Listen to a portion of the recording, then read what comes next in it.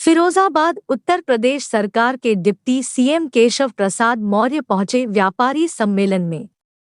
दिल्ली के यूपी सदन से हेलीकॉप्टर द्वारा आज फिरोजाबाद के पुलिस लाइन दबरई में उत्तर प्रदेश सरकार के डिप्टी सीएम केशव प्रसाद मौर्य शासन द्वारा जारी किए प्रोटोकॉल के अनुसार निर्धारित समय पर सीएम का हेलीकॉप्टर पुलिस लाइन से व्यापारी सम्मेलन में पहुंचे, जहां पर व्यापारियों को संबोधित करते हुए जीएसटी के मुद्दे पर डिप्टी सीएम खुलकर बोले। विपक्ष के ऊपर आरोप लगाते हुए कहा कि कुछ समय से विपक्ष ने एक गिरोह गठित कर रखा है जो गरीबों के आधार कार्ड लेकर जीएसटी में इस्तेमाल करके गरीबों को धोखा दिया जा रहा है, और कहा कि विधानसभा चुनाव को जिताया है, 2024 में लोकसभा भी जिताना है, जिसको लेकर डिप्टी सीएम ने व्यापारियों को वचनबद्ध किया। तो वहीं सपा व कांग्रेस पर जमकर बरसे डिप्टी सीएम केशव प्रसाद मौर्य। 4 दिन पूर्व हुई व्यापारी के साथ घटना को लेकर डिप्टी सीएम सख्त दिखाई पड़े और तत्काल डीएम एसएसपी को कार्यवाही के निर्देश दिए। तो वहीं मीडिया ने डिप्टी सीएम से पूछा कि जयपुर में डिप्टी सीएम के खिलाफ कांग्रेस कार्यकर्ताओं ने की थी हूटिंग, पर बोले डिप्टी सीएम कुछ नहीं, 50 लड़के थे जो विरोधी थे। कुछ दिन पूर्व फिरोजाबाद के सिरसागंज में हुई व्यापारी के साथ घटना को लेकर डिप्टी सीएम ने कहा कि डीएम एसएसपी को घटना से अवगत करा दिया है, तत्काल आरोपियों पर कार्यवाही की जाएगी। बिहार के पुल गिरने पर डिप्टी सीएम ने कहा कि भ्रष्टाचार का पुल गिरा है और ये पुल नहीं गिरा है, ये जो प्रधानमंत्री के खिलाफ पुल बना रहे थे वो पुल गिरा है। तो इस देश के खिलाफ साजिश कर रहे हैं, अर्थव्यवस्था को चोट पहुंचाने के रास्ते निकाल रहे हैं, उनको सजा मिलनी चाहिए कि नहीं मिलनी चाहिए।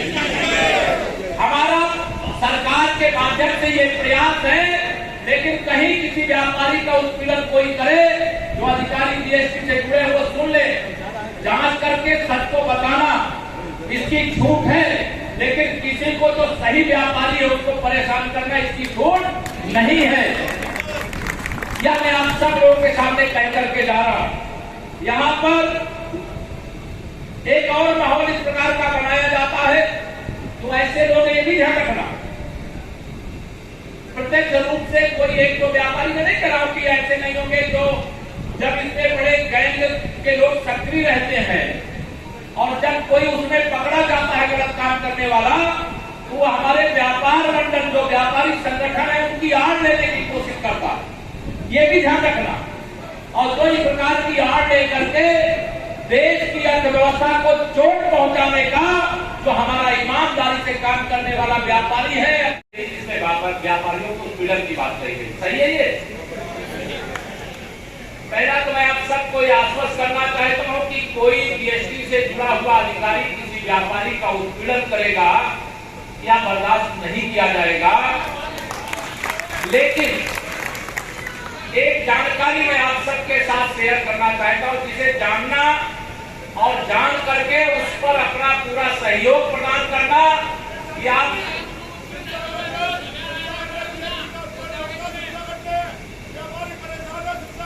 पहले पूरी बात सुनो।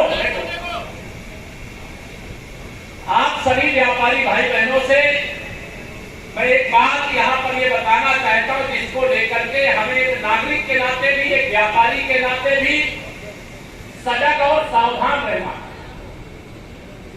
इस देश में माननीय प्रधानमंत्री श्री नरेंद्र मोदी जी के नेतृत्व में आप सब ने अपना आशीर्वाद देकर के सरकार बनाई, कई बड़े काम हुए एक भारत श्रेष्ठ भारत करने के लिए।